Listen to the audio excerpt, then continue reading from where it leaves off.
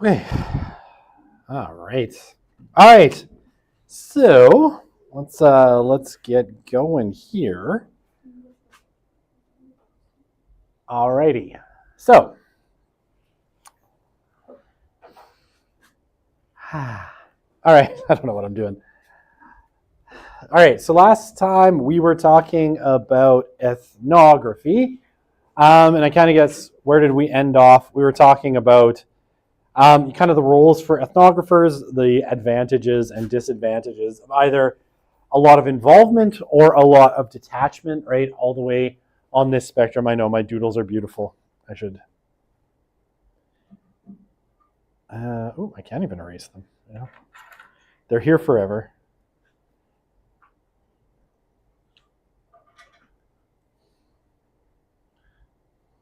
All right. I can't, apparently, I'm banned from erasing things for all of time. Anyway, right? Total attach, like complete participant. You know, you're taking part, usually covertly, in whatever activity is happening. People don't know that you're there, so you're misrepresenting. Ethical issues abound. To the complete observer, where you're not participating at all, you don't talk to anyone to avoid reactive effects. Okay, so we came to here, and then Joan called the day, as she has been known to do, telling me when I've said too much. How am I doing so far? Okay. Perfect. I'm glad you can roll with this joke, because it would be really awkward if I kept joking about it and you weren't someone who has a good sense of humor. So, okay. Field notes. So field notes they're a source of data that you use when you're doing an ethnography. And to be honest, in maybe not every kind of qualitative research, but certainly for both ethnography and interviews, field notes are actually really, really important. And they're important, very specifically. So what are they? Okay, I'll explain what they are. So they're basically detailed notes of events, conversations, behaviors, and your initial reflections on them. And the goal of field notes is to jot down as close to the original time that an event happened, what your perception of it was. All right, so as much information as you can remember, demeanor, what was going on in the room, how, what was the atmosphere, all of these sorts of things.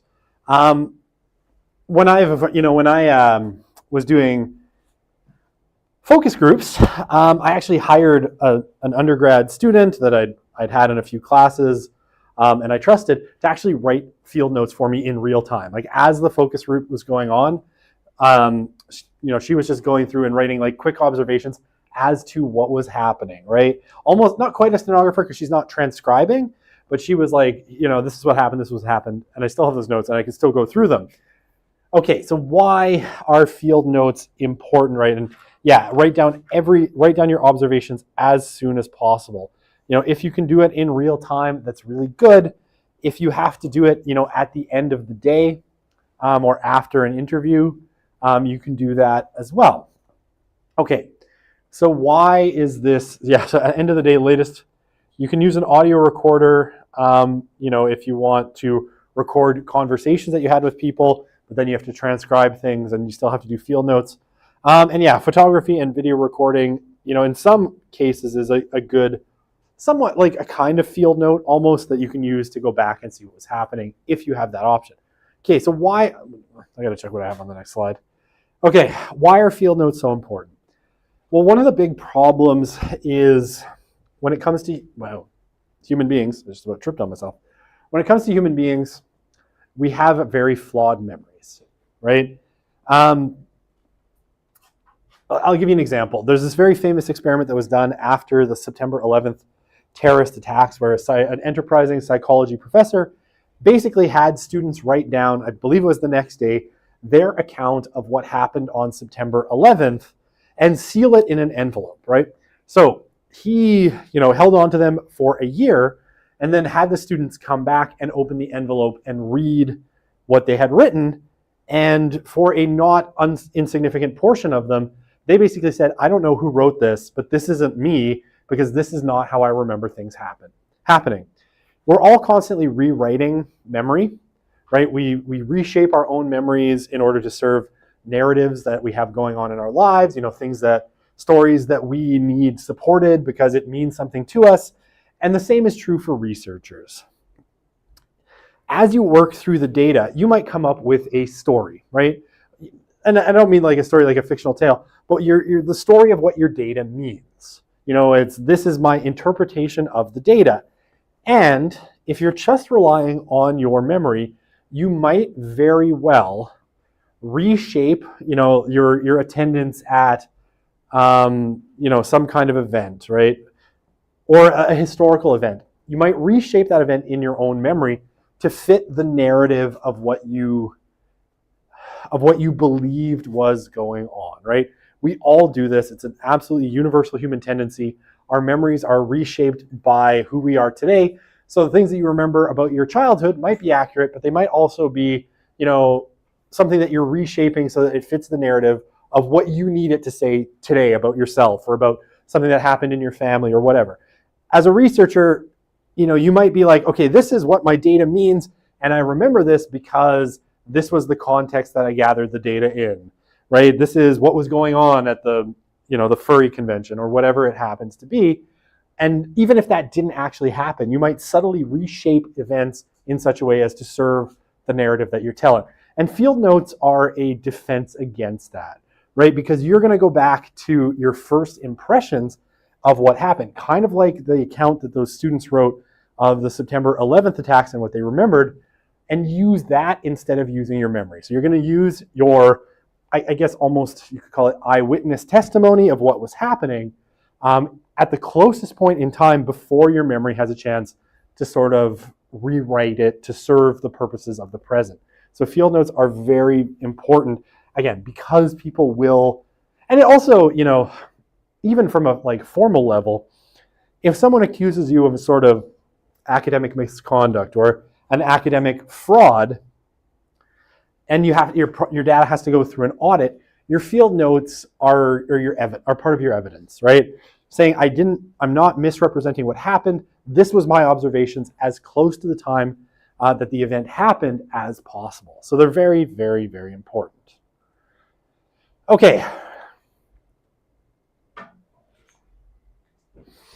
So a couple types of notes.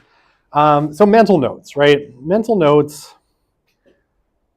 generally, it's not something that you can use in the long term, but you can make, you can sort of give yourself mental notes that you're going to write down later and elaborate on later. This is most commonly probably good practice if, say, you were doing something where you're in a covert role and taking, if you're hanging out with a Heritage Front at their compound and taking notes would look suspicious, or, you're undercover in a sense, or you're doing a covert kind of ethnography and you can't do, actual notes.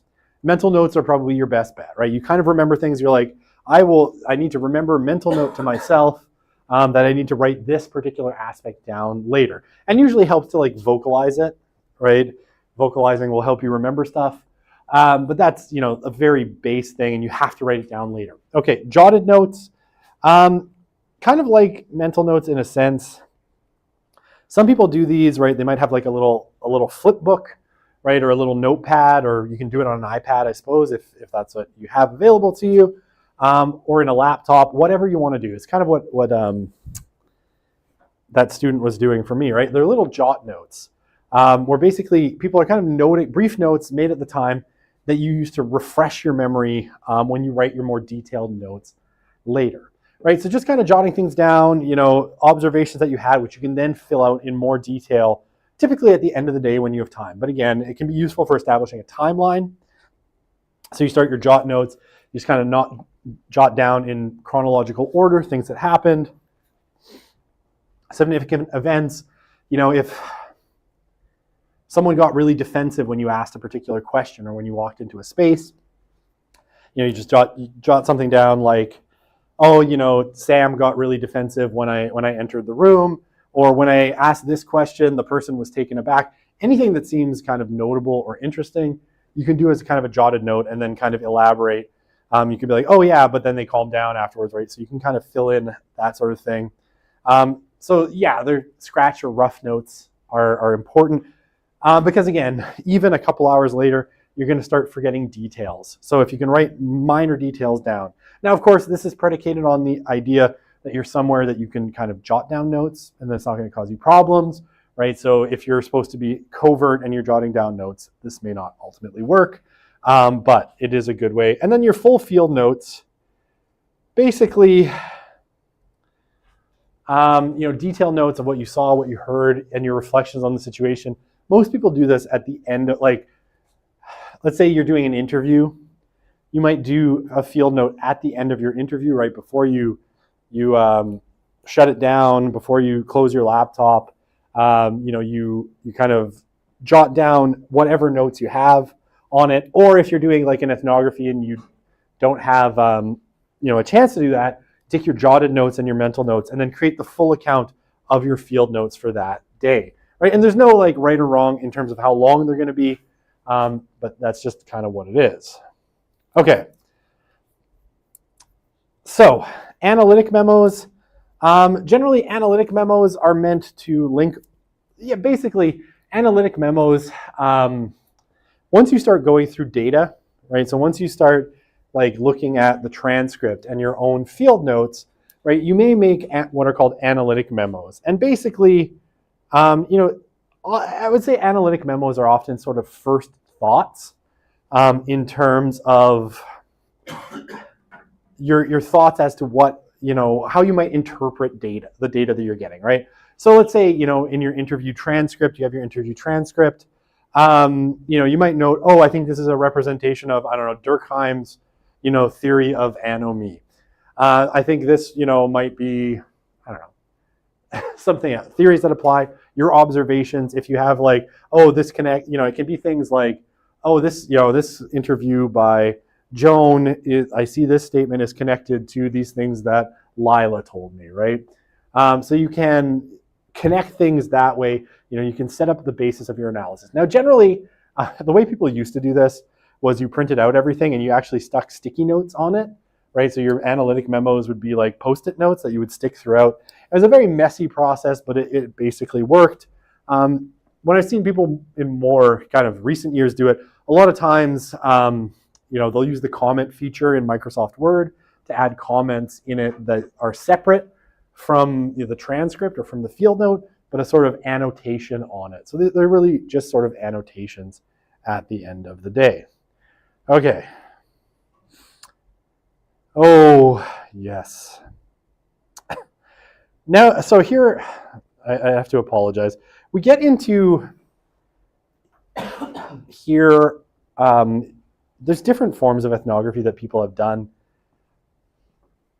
Some of which, I think I talked about last time. I talked about autoethnography, where you hang out with yourself and observe yourself, which I've always found to be a bit of a strange methodology. There's a bunch of really strange methodologies that, to be perfectly honest, as a researcher, I find a little on the kooky side. And I've always had a bit of trouble taking them all that seriously. But I know people use them. But definitely if one of these kind of tickles your fancy, don't take my word for it. I just don't get them. Maybe it's because I'm not a particularly artistic person. And I really don't understand the purpose of some of these. So there might be great value in it, and you might want to talk to, if you're like, man, that sounds really cool, you might want to talk to someone else other than me about it, and not take my word for it, because I actually find all of these a little bit odd and not super useful in some ways. Hey, one of these is, autoethnography is one. I do not understand autoethnography, but I talked about that last time. This is another one, visual ethnography.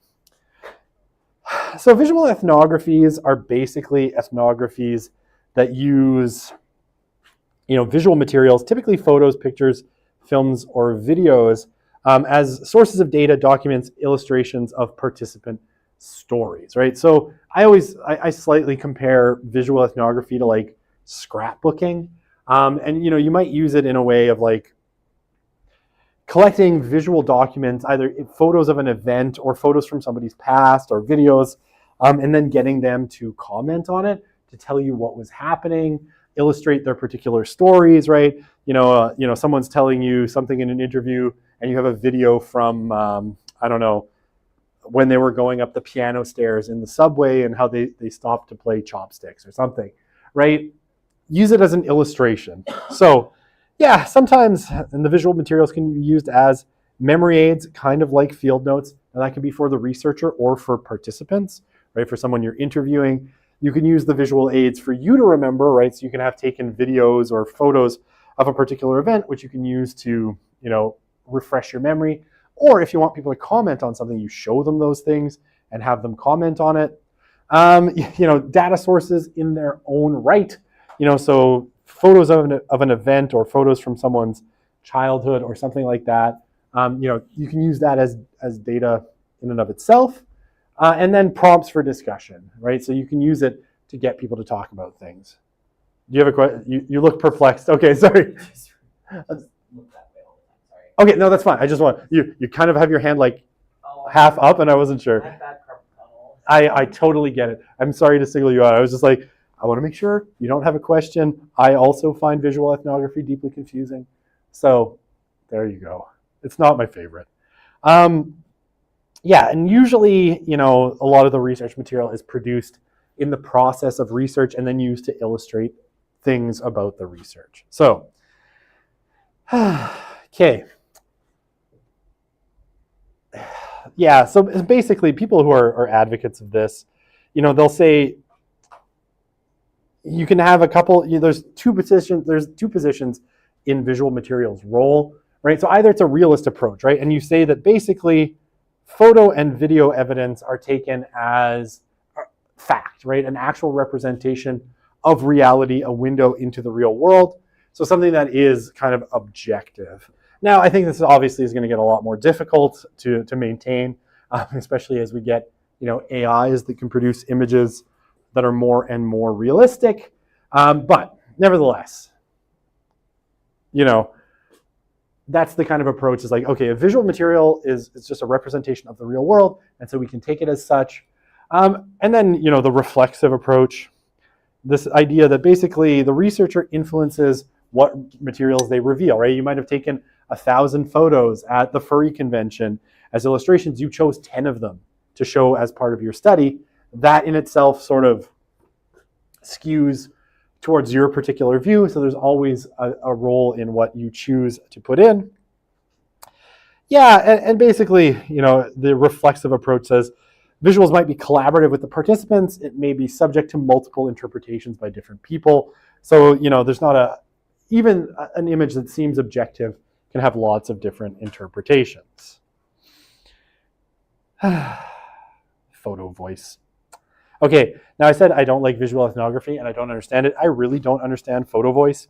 So photo voice basically takes this collaboration even further. And basically, it'd be something like the equivalent of, if you want to do an ethnography, rather than you being the one,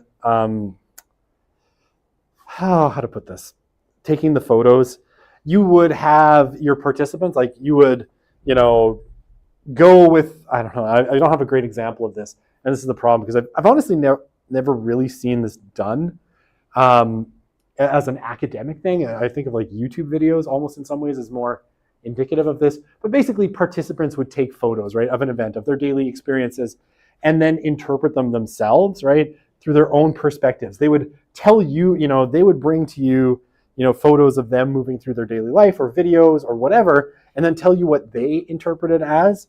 So basically, you would transfer the agency and the power and control over the story that's being told to your participants. So you would have, your visuals, they would tell you the interpretations, and you would almost act more as a stenographer in some ways of just reporting it and kind of maybe you'd have 10 different people doing it and you put together the ultimate account.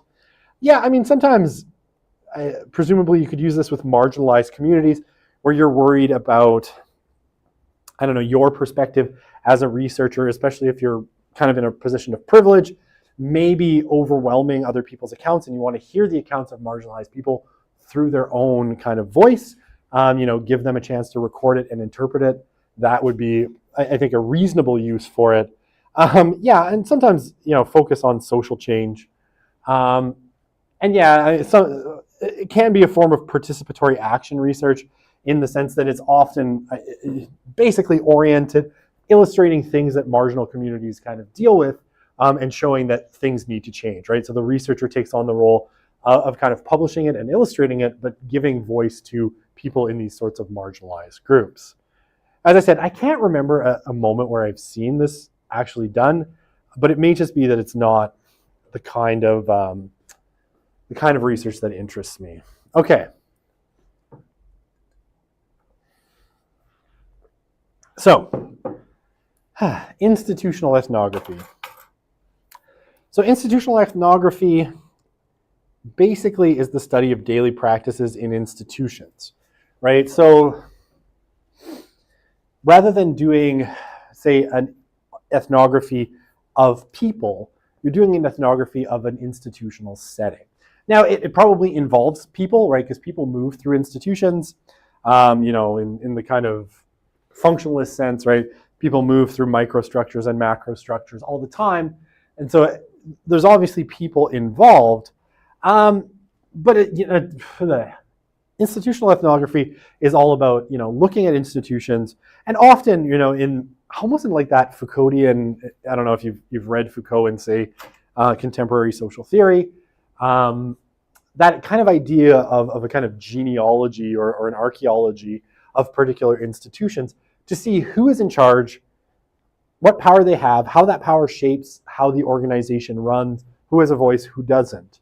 So you could do this of hospitals, right? How hospitals empower doctors to have particular voice over patients and nurses and all of those things. So you could talk about that. You could do an institutional ethnography of the university and say how, professors in particular, or deans or chairs, whatever position you want, how the relationship with those people influences your experience of daily life within the institution and all of that fun stuff. So, basically, a lot of times, like I said, it has a very Foucauldian tinge, looking at institutions and institutional structures and how the power relations in them ultimately affect people's experiences. So looking at the daily activities of these institutions, and often actually written texts, right? Particularly policy documents or procedures, mission statements, all of these things often are part of institutional ethnographies to try and get a sense of, how a hospital runs, how a university runs. So, and looking at things like in the written texts. So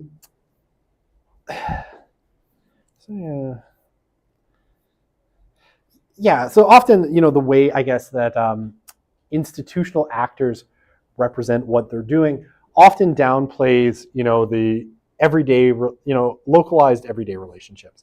So that how things actually happen within the institution, is often misrepresented by how institutions represent themselves, right? I don't know, like think about the university's mission statement, whatever it is now. I can't remember what it is anymore. Take as much money from students as possible to fund Bill Flanagan's travels and meals. No, I shouldn't say that. He's kind of my boss in some way. Wonderfully educate everyone to the bestest of our ability, with maximal resources given to everyone. No, I'm sorry. Now I'm being extremely facetious. But whatever the university's mission statement is, right? It often has this kind of macro level goals, and their documents are going to talk about macro operations, but exclude a lot of the way that you live within an institution on a daily basis. What is it like to be a patient at the university hospital outside of the kind of macro goals of the institution? Institutional ethnographies can help, or a nurse or a doctor. Like, what is it like within those places? Often the way institutions present themselves conceals power practices that influence subordinate groups or, structure people's understanding of these institutions. Institutional ethnographies, there's been lots done, but they look at, how institutional discourses, HR documents, text found within the workplace, mission statements, policies, relate to people's everyday experiences of those institutions, right? how are the rules written about how things happen within this institution? How do they shape your experience of it? And all of these things. And yeah, basically, the idea being too that if you see one and this is, essentially what Foucault did, if you see how one institution structures power, right, it can show larger patterns of social control and power within a society, right? So let's say in Foucault, by looking at the prison, right, and specifically at prison and punishment in Discipline and Punish, he saw larger patterns of how we control people and patterns of social control in society. That's kind of what's at stake with an institutional ethnography at its core. Okay, so as I said, I should shut off the live stream to disadvantage people who aren't here. No, I won't do that. Really, really important for your second major lab. I'm going to put a star here because this is absolutely a key point. Star, key point. Hopefully I've made my point. When it comes to qualitative research in general, right, and certainly ethnography in particular, but this is broadly true of interviews as well. Probability sampling, right? Hang on, I'm going to put this in like bright green. Probability sampling is almost never used, simply because it's impossible, right? If you're going to be doing interviews or participant observations, you're not going to be able to get, things like simple random sampling. It's like, okay, I'm going to number each element in the furry convention. Every person who comes in, I'm going to assign them a number, and I'm only going to interview, 3, 22, 17, pick random intervals. That doesn't work in real life circumstances, right? So you almost never use probability sampling. Basically, almost everything you do is a form of purposive sampling or like convenience sampling. I don't have it here, but I'll write it. And we talked about that, right? When we talked about sampling before. Convenience sampling. Okay, so purposive sampling. Basically, it involves finding people who are likely to be rich sources of data, rich sources of information, or the setting under study, and talking to those people. So you don't just talk to any random person, right? You're going to talk to the head of the biker gang, or the head of the gang, or the head of a particular film studio, or whatever. Who's you could maybe talk to the grip or the camera operator, but you're not going to get as rich of data because they don't have as big a view. So you purposive sampling, you do things on purpose. You pick the people on purpose. So just think of it. Purposive sampling is on purpose. I picked these people for a particular reason. That is purposive sampling. Now, purposive sampling can be really difficult because not everybody you want to talk to might want to talk to you, right? But at least in theory, right, you can talk about purposive sampling if you selected particular people that you thought were really rich sources of data and you wanted to talk to them. So when you go to write your second major lab and it asks what sampling method would you use, one of them could be purposive sampling, right? It could be that you basically knew who you wanted to talk to, right? You want to talk to the CEO of ExxonMobil or something, I don't know, whatever or Save the Trees Inc., whatever it happens to be, that's a form of purposive sampling, okay? Another one, I misspelled convenience, but that's okay, you know what I mean.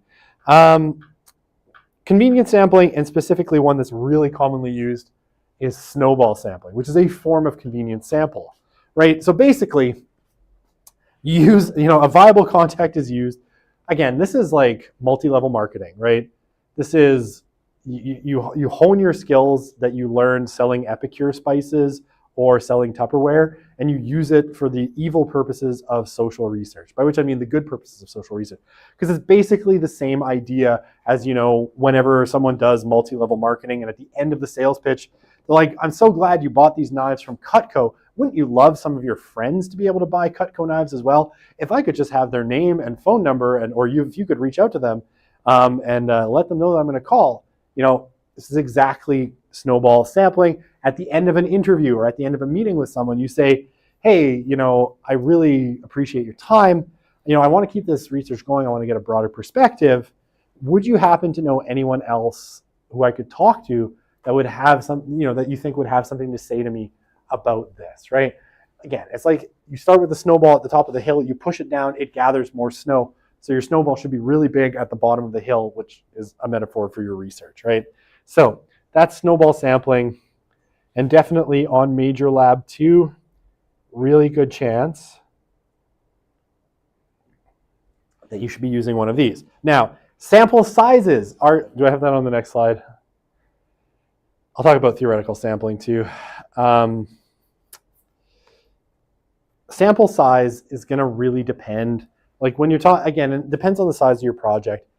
When you're talking about, say, a master's or PhD, you're probably talking about somewhere between 10 and 40, right? Because if you're doing the research alone, there's no way you're ever going to manage to sample more than 10 to 40 people. It's just not doable. Okay. Have a sip of coffee.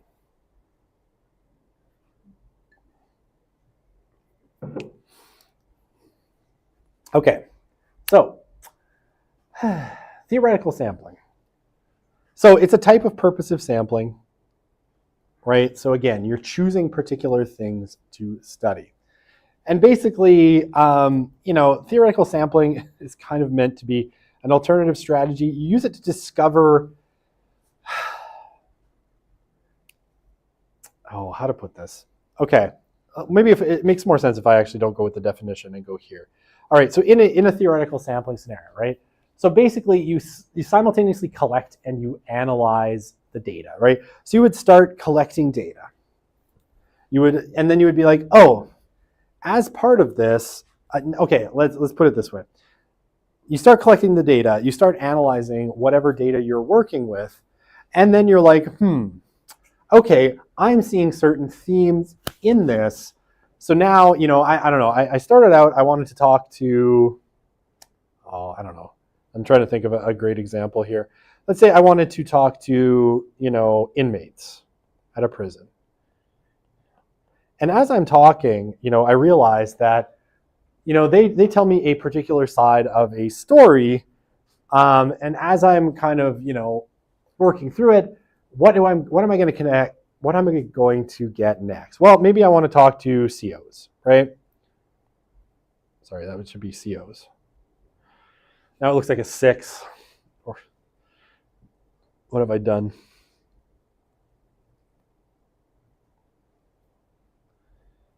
Okay, I know. COs, right, or correctional officers, right? Then I want to talk to police, right? And as you kind of develop the project, you purposefully choose at different phases as you collect data, as you discover themes, who you want to talk to. So, you talk to Jim, the inmate, and he had a conflict with Joe, the CO. So then you talk to Joe, and then you talk to, I don't know, the arresting officer. My example is breaking down.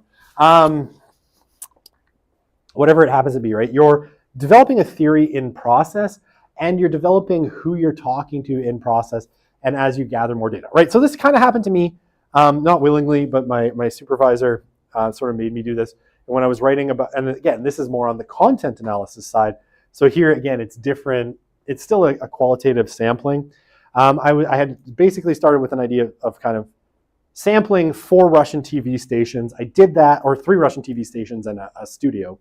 I did that, but as I was writing, I was like constantly flagging in the writing that there were these 2 other TV channels that contrasted with the ones I was talking about. And in what ends up being sort of theoretical sampling, as I developed my theory, it became clear, and my supervisor told me, and she was right. Didn't get much right, but we had a later breakup where we broke up as a supervisee. It felt like the end of a romantic relationship in a lot of ways, or a divorce, but that's neither here nor there. What's that? My wife 100% knows this because she lived through it. It was like breaking up with your supervisor is super traumatic because you've been with them for like 7 years and then you have to break up with them. It's like, who gets the dog? No, there was no dog, but who gets the thesis? Who's going to help me? Your heart's kind of broken. Yeah, please. Is confirmation bias an issue with this guess, theory rather than the other way around. Like, you have an idea, you specifically seek out certain people to support that idea. Would that be considered like confirmation bias? It could be, right? And this is like, I think that connects with one of the broad critiques of qualitative research in general, that it's too subjective, right? And it's not, where quantitative research has a very particular structure that you follow, right? You follow it come hell or high water. Qualitative, like if you talk to a quant person, they're going to look at this and they're going to say, man, that's loosey-goosey, right? Like that's, like, what are you doing? You don't have an idea. You're just like, I gathered data, then I was like, I need more data. And you went and got more data, from this site and that site and the other site. That's why, yeah, like the critique you're making, it's definitely possible. Like, oh, maybe you just sought out, someone here that instead of enriching your account, you actually sought someone that confirmed what your theory was of the case. And hopefully if you're a good researcher, you're just open to whatever the data is telling you. And you're like, wow, I'm getting a lot of this perspective, and now I need to get some other perspectives on the same phenomenon. But yeah, I mean, definitely, and this is the fundamental critique of qualitative research, is it's super subjective and it's super susceptible to you influencing it because you want to prove a point. And there's been lots of examples of people doing just that. So I love qualitative research, but I can't 100% defend it against the accusation that sometimes bias creeps in, right? Now, I mean, I guess the rejoinder would be sometimes in the analysis part of quantitative research, bias creeps in as well. But, that's a discussion for another time. I can go fight one of the quantitative researchers if you like. Actually, that would be a fun like boxing match, but what's that? I'd lose. I don't know. It depends on which one. I mean, if it was like Jillian Stevens, she's pretty old. I think I could take her in a cage match. Yeah. I'm just kidding. Academics don't fight. We just hold grudges and hate each other for decades and attempt to undermine each other's work by new hires in the department. That's how it works. That's how we do things. That's fighting for academics. Okay. Yeah. So theoretical sampling, it can be people, settings, events, times, contexts. It can be texts, right? It can be case studies, I guess. It could be any of those. It can be any number of things, right? So again, if you're thinking about sampling, again, you're not going to get like probability sampling of events, settings, times, context. It doesn't make sense, obviously, but theoretical sampling is a way that we do things sometimes in qualitative work. Okay, right. So yeah, in theoretical sampling, data collection, observing, interviewing, collecting document continues until you reach theoretical saturation. This is theoretical saturation, and you run into this again when you get to grounded theory, similar kind of terms. It's really, really difficult, and sometimes knowing when you've hit that point can be really hard. But theoretical saturation, no new or relevant data is emerging regarding a particular category, right? So basically, when you don't find anything new, right? So I don't know, you keep sampling TV shows, you keep interviewing new people, you keep going to more conventions, right? But as time goes on, you're just not finding any new information. Everything kind of starts to repeat, and you see a lot of confirmation of things you've already observed, but nothing new. Then you can kind of say, well, I think I've reached saturation, right? So no new or relevant data. You've developed the category really well in terms of the properties, the dimensions, and the variations within it, right? So you've got a really good handle on the data, and the relationship among the categories is well established and validated. So, basically you've got a bunch of concepts explaining a particular phenomenon. They're non-overlapping, and you're not learning anything new. You can say you've got saturation. And yeah, I mean, basically this is how it goes. General research questions. So you start your research, you sample theoretically, you collect your data, analyze it, you think you've reached saturation, you come up with a general hypothesis, and then maybe you go back to more sampling to test that hypothesis again. So essentially, right, you're kind of going until you don't learn anything new. And you may have to go back and sample again until you kind of get a sense that nothing new is being learned. Okay. Sorry, does that make sense? Okay. So, ending research. ending research can be really difficult for some people. I know we have one particular grad student in the department who is having a little bit of trouble, I think, letting go of their research. So because they've built relationships in a particular space, and it can be really hard to kind of step away. So more often than not, practical and personal factors can play a role in ending research. Now, probably practical factor number one is money, right? Every research project at a certain point probably has to end because you've run out of money, your funding is over, your graduate department has said, your funding is done, we're not giving you any more money. So either you have to work by teaching or do something else, or finish. We don't care which, but you're done getting funded to do your research. And personal factors can be anything. It can be your spouse being like, look, we need to move on with our lives, so either drop out or finish your research. That did not happen to me, but I've heard of my one friend, Sean, who's now the president over at St. Joseph's College. His wife said, you have 5 years to finish your research, and if you're not done in 5 years, that's it for us. So it was like, okay. Well, she had enough by that point. It was just a lot. So anyway, personal factors, you run out of time, you run out of money, you get sick, you want to move on with your life, you have a kid, there can be any number of things, that can bring it to an end. So it also can result from saturation of categories, right? You're just not learning anything new. No new, you go to the latest meeting of the Heritage Front, right? And, to observe neo-Nazis at work, but you're not learning anything new. Everything is on repeat. There's no insight that you're getting from it. So it's just time to stop. So now this is the one that probably gets people leaving the field and saying goodbye, sharing results. Some people have a really hard time saying goodbye because sometimes, you might have spent 3 years or more in the field with a particular group, observing them, talking to them, all of these things. And so saying that this project is done, whatever new findings might be out there might be subject of a new project, but this project is at an end, can be really difficult. And sometimes people feel like they're losing friends, right? They feel like they're losing some of their friends because they've established such deep relationships. And sharing results, right? Sharing your results with a group that you've been studying can also be really, really scary. Why? Because, you do have that problem. What if they don't agree with it? What if you insult people that you've built a relationship with and all of that fun stuff? So on Google image search, either that or it's a picture of my fursona. I leave that for you to decide. Would I dress like, I don't know what animal that is. I'm going to say a ferret. I think it might be a ferret, but I am not 100% certain. I could be playing dumb. I leave that to your tender machinations. Okay, so that's it for ethnography.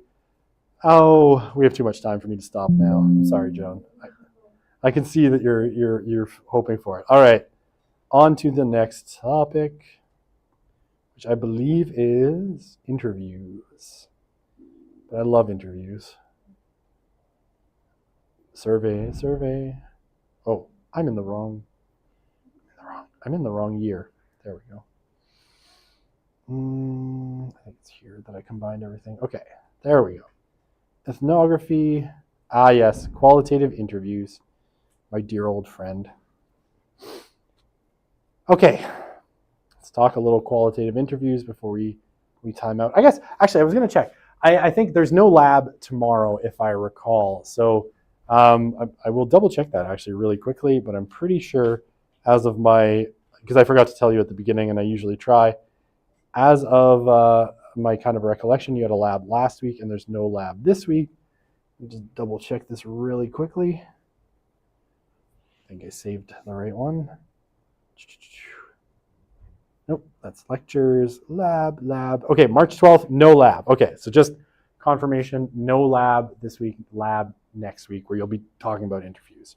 So our topic is timely, and we should be close to done by the time you get there. Okay, nope. There we go. Okay. So interviews.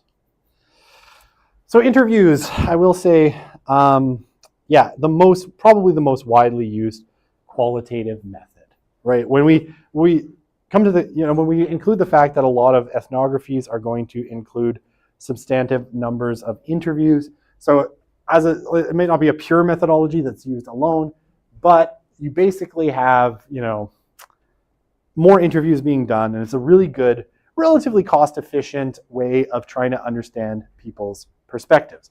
Okay, so the goals of qualitative interviews, the two main types of qualitative interviews are unstructured and semi-structured, and which I'll talk about shortly, but basically they're basically what you kind of think from the names. Unstructured, you go in without a plan. Semi-structured, you go in with a very loose plan. Okay, and they include all sorts of things, right? Life history interviews, where you ask people about their biographies, their lives. Oral history interviews, where people tell you about a historical event that happened, that they experienced. And then focus groups, which are essentially a form of group interview, right? Where you're doing an interview with a group of people. Okay. So basically, qualitative interviewing is a lot like just having a conversation with someone where you're trying to learn, mostly you let them sort of tell you things and you ask a bunch of questions, but it really is, right, it's less structured than, say, a structured interview that you would find in quantitative research where you have a very firm list of questions that you need answered. And this flows a lot more like a natural conversation. And yeah, a lot of times it's people narrating their personal experiences or life histories or something that happened to them, their perspectives telling you their point of view. And yeah, it can be part of ethnography, it can be standalone. And the aim is to get people to tell you a story, right? What is the story that they have that's valuable in helping you understand something that is going on? Okay, so compared to a structured interview, right? So that's what you find in quantitative research. Qualitative interviews are more open-ended. Excuse me. I always get the hiccups this time of day. They're more open-ended, right? You typically don't have, let me qualify this. You typically don't have a firm list of questions, which are the only things you're going to ask. There's usually space for probing, for follow-up questions, for interrogating people, for going off on tangents. Tangents are encouraged if they're important. Essentially, you kind of follow what people tell you, right? And you've all heard interviews, so you kind of know what this is like. More interest in interviewees' perspectives and concerns. You need to be flexible. They might address topics that you might have to address topics that are introduced by an interviewee. It's like I said, it's much more like a conversation, and you kind of have to roll with the punches. I think we kind of live in a golden age of interviewing. Actually, podcasting has meant that there's a lot of these really like semi-structured or unstructured interviews out there, right? I think of, though I'm not a fan of it, like the Joe Rogan experience, is, if he was doing research and not just talking to people, is a really good example of this, where he just kind of follows people down the rabbit hole, right? And there's a ton of kind of podcasts like this. You're looking for rich, detailed answers, right? You're trying to get people talking to give you a lot of information. So one of the things I'll suggest to you when you're going into, kind of setting up to write interview questions is that you should always avoid, yes/no answers. Anything that someone could give you like a yes/no answer to, immediately, like, I'm going to flag that on your mini lab or major lab, because I can't even tell you, I've done enough of these, that if you ask a yes/no question and someone gives you a yes or a no, it really grinds the conversation to a halt, and it can be really problematic because suddenly you're kind of on the back foot. They answered you, but they didn't give you anything. And you have to sort of, then pick it up and either move to another question or find a way to probe on the yes/no, which is really difficult. So you want rich, detailed answers, which means you need to ask questions to which rich, detailed answers could be given. And yeah, interviewees are often interviewed more than once. It really depends. I only ever did a follow-up interview once, to be honest, with someone, and just because things had kind of changed for them personally. But yeah, I mean, a lot of times people will re-interview people to get their perspectives at a couple different points in time, or they found out other things and they wanted to go back and kind of get clarification from the person. So, unstructured interviews, they're fairly rare. I don't know a lot of times where I've seen a fully unstructured interview, but basically in an unstructured interview, kind of like you'd think from the title, you don't have a structure, right? So you might have just a couple of basic points to introduce a topic, but basically then you just you don't have a plan, and you don't have like follow-up questions. You don't have like sections that you want to talk about or questions in each section. You just kind of have a very brief introduction to a topic, and then you kind of go from there. They're very conversational, right? And no more than like 2-3 questions in an interview guide, right? So you have a couple of introducing questions, maybe one for each topic area that you want to talk about, but not a lot of depth, right? And you basically just, I've heard of people, going into settings with basically like an idea, like they had a consent form ready, but they hadn't prepped any interview questions because they weren't planning on doing interviews. They just had it there as a backup, and they just kind of jump in and start asking people questions. That would be an unstructured kind of interview. Often starts with a single broad question, and then you just kind of follow the conversation freeform and make up the rest of the conversation as you go.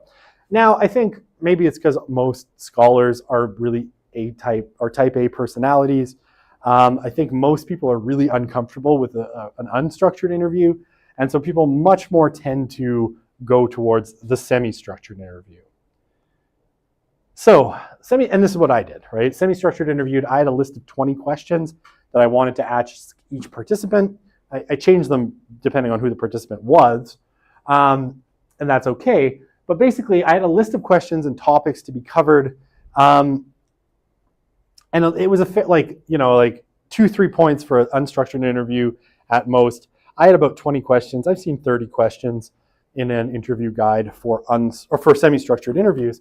You have a somewhat longer interview guide, but it's still not like your questions, whatever length your interview guide is, it's still not the whole of your conversation, right? Because someone will say something, about a particular topic, and you'll say something like, "Oh, that sounds really interesting. Could you tell me more about that time that you did this?" Right? So you follow up with questions, you probe. They tell you something surprising, you ask them to elaborate. You ask if they can give you an example of sometime that happened, right? So you have your list of questions, but then you do a lot of follow-up. You do a lot of improvising, kind of thinking on your feet as you find out information in the interview to get more, right? Interviewees are still free to reply in any way they choose, and you kind of roll with the punches. Questions can be asked out of order. And this is something that I always found was I had my list of 20 questions, and often people would answer some of the questions I had without me actually asking them because they had experience and it kind of answered the question I had. And so I would flip to another question. At the end of the interview, I would always be like, "Hey, let me just double check my list of questions here to make sure that I got everything." And sometimes like a question from the middle hadn't really been asked, so I'd ask it like towards the end of the interview. It's very free-flowing. It's very organic. It's very much like a conversation where you have a few questions set up that you want to ask in advance. You devise new questions and ask them on the spot. So there is a lot of improvisation. This is why I think qualitative research is so much fun, because it's in the improvisation and in the organic kind of human aspects that I find these things are really enjoyable. It's adapting to the situation. It's hearing what people have to say, reflecting it back, asking follow-up questions, asking people to elaborate, asking for stories, all of these things where you get really interesting information that I don't find you get in a structured interview in the same way. But they're different things for different purposes. Obviously you're focused on the topic of interest.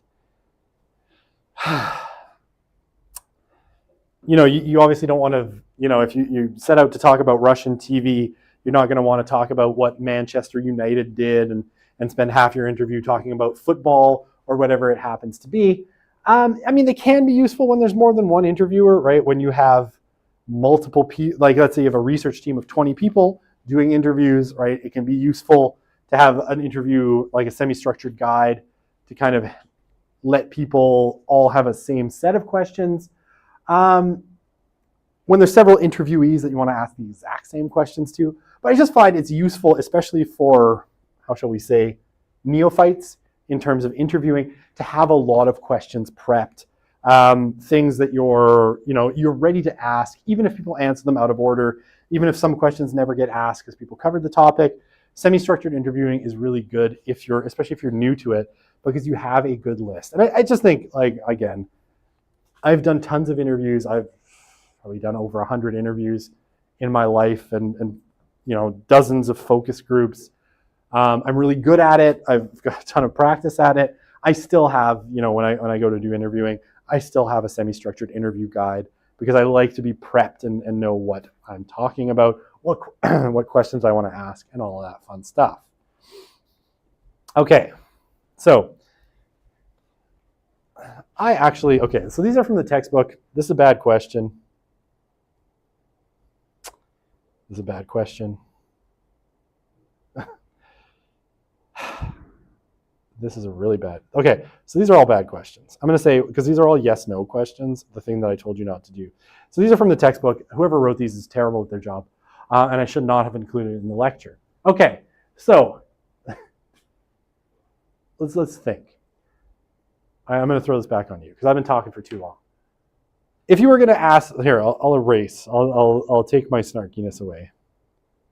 I hate yes/no questions because I've asked too many of them and had someone say yes and then stare blankly back at you, waiting for whatever the next thing to happen is, and it sucks. Like, I hate it so much. All right, if you were going to ask, did you enjoy the art program? If this is the information you want, how could you ask that question? How did you feel about the experience of participating in the art program? Okay, yeah, how did you feel about the experience of participating in the art program? Definitely a good one. That's a good way of going.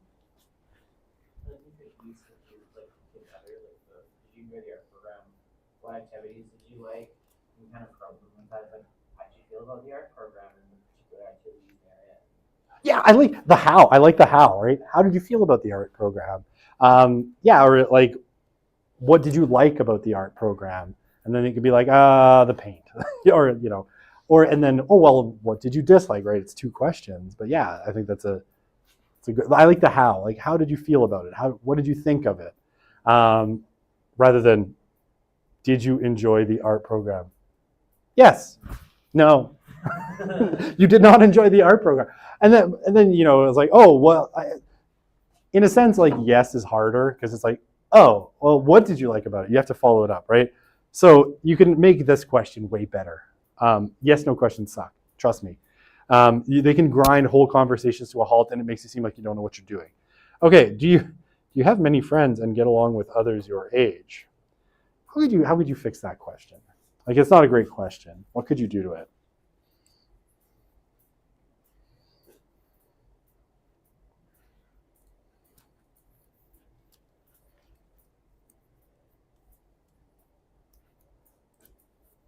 Joan is nervously ticking her nails. Yeah. How do you feel you get along with your peers your age? Yeah, that's a good one. How do you feel you get along with your peers? Yeah. Or did you have any friends? Probably wouldn't lead with that.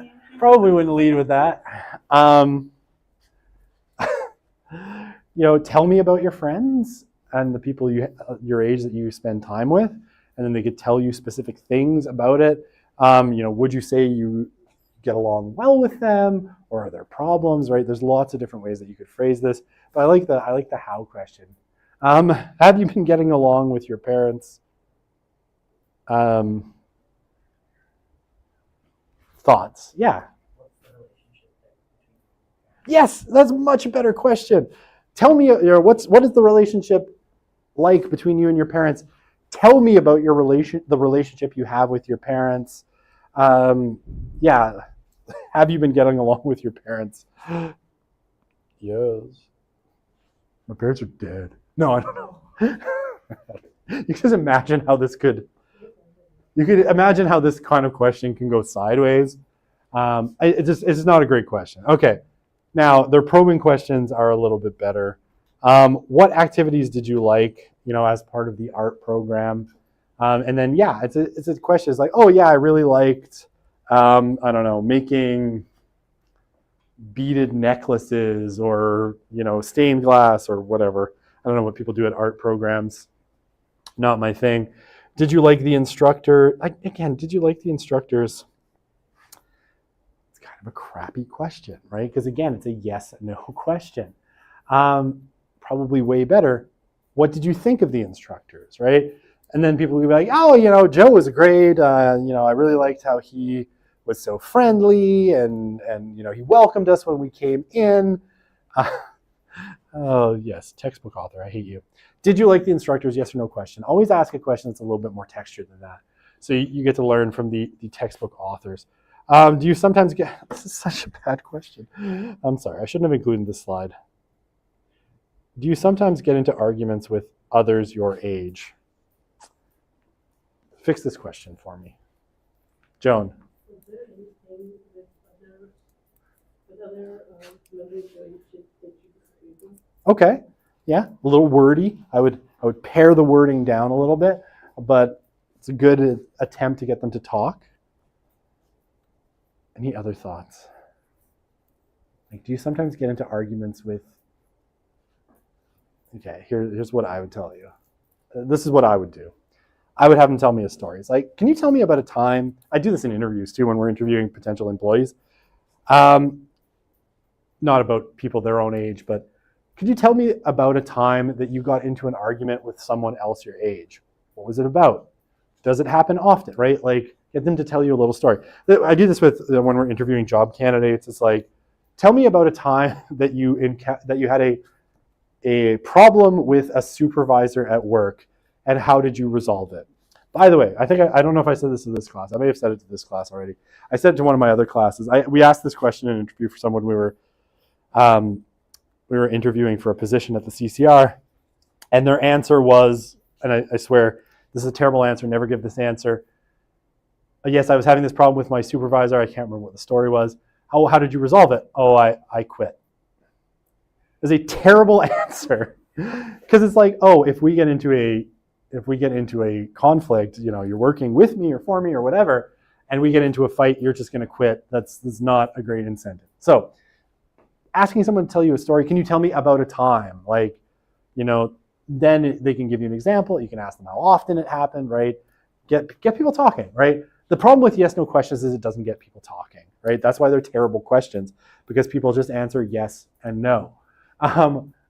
This is a much better question. What do you do when you get into arguments, right? Much, much better question.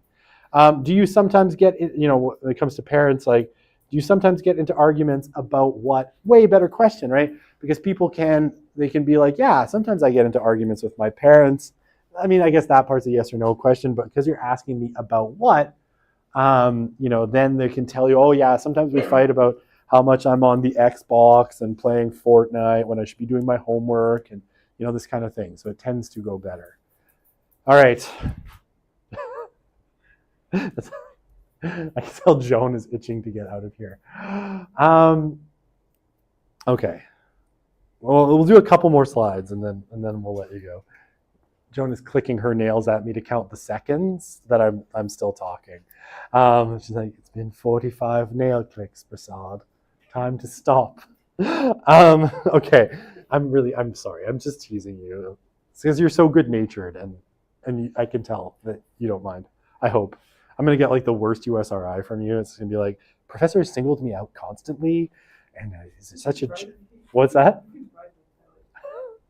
I would never bribe a student, but what's your price? No, let's talk after. No, what's your price? No, we'll talk after. Okay. Okay, so preparing an interview guide. Things you got to think about. What is interesting about this topic, right? What's puzzling you? What questions you have? Like if you're interested in a particular phenomenon, what is interesting about it? And you can tailor this your interview guide, if you're preparing an interview guide, if you have interviewees that are slightly different, you can tailor it. Honestly, one of the things I did every time I did an interview was research on the person. And I still do this if it's possible, right? So when I was like interviewing people who'd worked in Russian TV, I was going on Internet Movie Database and seeing what their biographies were. I was going on LinkedIn, finding out who they were, what they'd worked on, what they're working on now. As much information as possible to try and figure out, like, hey, what's their story and what interesting things might they have to tell me. So, when you're putting up your interview guide and you're putting it together, do research. Don't assume you know things, especially if you're talking to people with different levels of experience, different places. Do a bunch of research, figure out who they are, figure out what is super interesting about them. Okay. Be open to new issues that might arise. Definitely. Even like you can take a kind of grounded theory approach to building your interview guides. If you did your first interview and as you're reflecting on it, you're like, wow, what Mark told me opened up a whole bunch of really interesting questions or interesting kind of topic areas that I didn't know anything about. Be open to those and you can build them into your next interview. You can request a follow-up interview with that person if they said something that you didn't interrogate them on, that you're then like, I should have asked more questions about that. Be open to new issues that pop up and asking questions. Okay, unstructured, short list of questions, semi-structured, longer list of actual questions. Here I would say 1 to 3. General rule, it can be slightly more. And here probably, I have maybe 15 to 30, depending on how long you plan to interview people, what the topic is. And again, you can always cut it down in process. You don't have to ask all of them. But being over-prepared, I'm always the over-preparer. So be over-prepared to have more questions than you know what to do with, or that you think you might need. And you'll never get stuck. If someone's really quick and you're having a hard time getting them to talk on follow-up questions, if you have a big list of questions, you can always at least go back to that and hopefully get your money's worth. Okay. All right. I'm just going to take a quick look ahead. All right, I'll talk about preparing the interview guide and then I'll let you go. As I hear the ticking of my life, sand through the hourglass, death coming for me as we speak. Or maybe it's just Joan. What's that? Not soon enough. This Joan is wishing for my death. I feel slightly threatened. No, I'm kidding. I'm fine. Okay, so preparing the interview guide, formulating questions, right? General research area. You drop that into more specific questions, interview topics. You come into your topics, you revise, and here's a really good idea, a pilot guide. Pilot guides are always useful, like piloting your research. Honestly, and I'll get you to do this when you do the interviews. I'm going to get you to mock interview someone right? So for the mini lab number 5, you put together a short interview guide and then you ask someone those questions, whether that person knows anything about your topic or not, just to see if the questions work, right? Do you have questions that immediately grind the conversation to a halt? Have the person role play. Pilot guides are really useful to test out your questions. Like my wife got sick of like role playing, being one person or another. She still hates doing it actually. Role playing as my interviewee while I ask the questions and giving me feedback. She's like, I'm so tired of this. Can you find someone else to do it? I'm like, no, you are the only person. Pilot guides are really useful. You test out the questions, you ask them, you see if there's problems, right? And if there's problems, you go back to, usually here and fix them. If they're like, well, you're not asking about this, right? You go back and you fix it. So you identify novel issues, revise interview questions, and you finalize the guide, right? And you're doing this kind of on and on and on and on. You're always kind of revising and fixing. You do an interview, some question doesn't work, you scrap it for the next one. And you're constantly kind of revising things, right? Okay, so you should have some loose order. I always had a really loose order. I had headers with topic areas to make sure I was hitting everything. Loose areas that you think a conversation is going to go in. You can role play it in your mind and think how people are going to you know, answer your particular questions. But yeah, like you can have a loose order. Typically, your order is going to get screwed up as you talk to people anyway, so don't be too committed to it. Don't be too locked in. Broad questions related to research areas. Yeah, big questions. Again, the goal is to get people talking. So if you ask too specific of questions, sometimes that can be deleterious. You want fairly, open questions. Yeah, okay, language that's understood by participants. You have to judge this based on who you're talking to, right? If you're talking to specialists, you can absolutely use specialist language. So, if you were interviewing sociology professors, you can use sociology jargon. If you're talking to engineers, you can use engineer jargon. If you're talking to TV executives, you can use TV jargon. If, however, you are talking to, people who don't have knowledge of specialist language, do not, under any circumstances, sorry, I shouldn't cross that out. It's actually really important. Do not, under any circumstances, use jargony specialist language. It should be that anyone could understand what you're saying, and to be honest, assume probably if you're in a kind of general audience, like if you're doing a focus group or something, and even if it's a fairly specialized topic, try to dumb it down to like the lowest common denominator where you're not using jargon or specialist language so that everybody can understand. And if someone doesn't, even if someone just doesn't know specialist terms, but they still understand the general concepts, they can still understand what you're talking about without you needing to clarify. So try to keep your language. I think I have the eraser on, so I'm going to just start erasing things. Just keep your language fairly general. No leading questions, same as when you do surveys, right? You don't want to lead people to particular answers. You don't want to tell them what you're looking for. You want to let them speak. So ask them kind of general questions that allow them to answer without feeling like, I don't know, leading questions like, when did you stop beating your wife? You're kind of leading them into a particular answer. How did you find, or how much did you find Russia to be an oppressive country? Are you kind of you're suggesting the answer that you want rather than letting people speak, that sort of thing. And prompts to ensure, sufficient personal information about the individual participant is collected to contextualize the data. Yeah, you need to again, this is all about storytelling, right? It's all about getting them to open up and tell you their story and all of that fun stuff.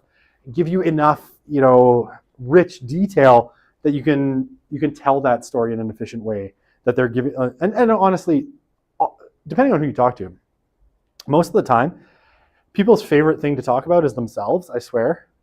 So give people a chance to talk about themselves in great detail, and they will tell you, like, honestly, and when I say I had hour-long interviews scheduled that went 3 hours because people were so happy to talk about themselves. And it was great. It was awesome. It was exactly what I needed. But, make sure that your questions are allowing enough room that people can tell you about themselves, and you'll do great. I now liberate you for the rest of your day. Eta missa est, to put it in Latin.